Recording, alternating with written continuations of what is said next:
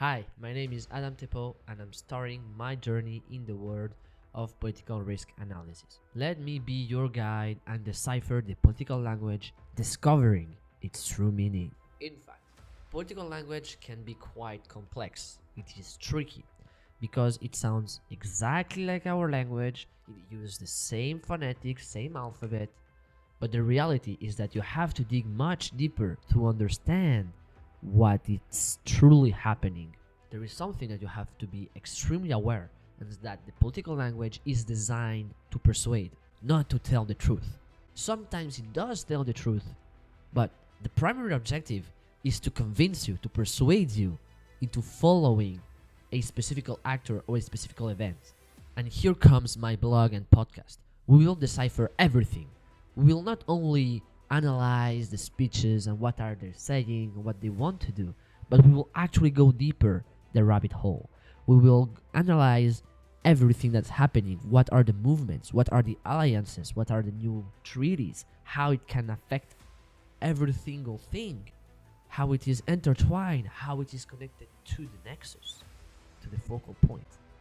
By doing that, we will finally understand the true intentions of the world's leaders. My analysis method is extremely structured. First of all, I do a thorough documentation going from all the sources. From the Western media to Oriental media to independent scholars, I go through everything. Then comes my favorite part. We distinguish the noise from the reality, the perception of the people with the facts, the will versus the constraint.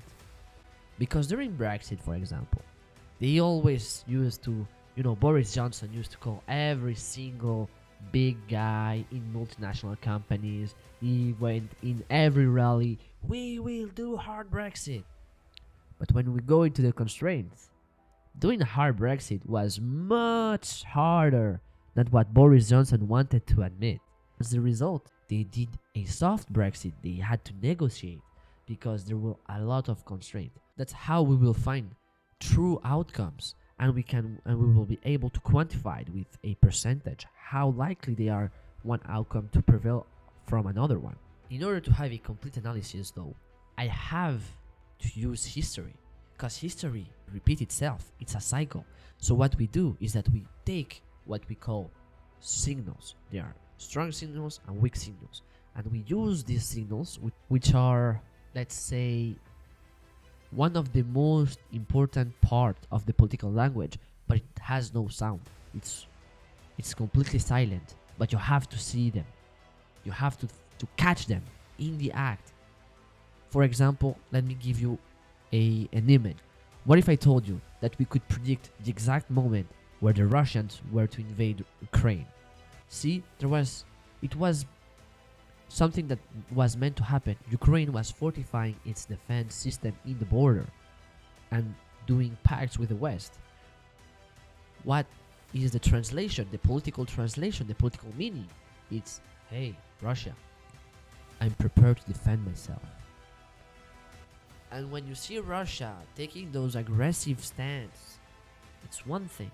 But when you see that they are building military hospitals, they're sending a very strong signal, which is, hey, Ukraine, I'm ready to take care of my soldiers that are going to be wounded in your territory during your invasion.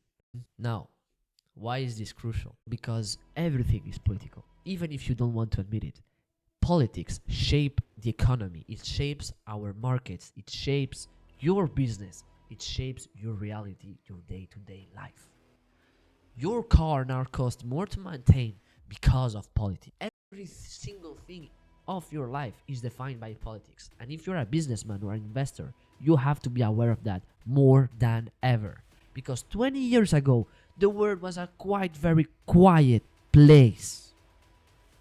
There was very few things happening that could disturb the markets. But that's not the case anymore. That's not the case.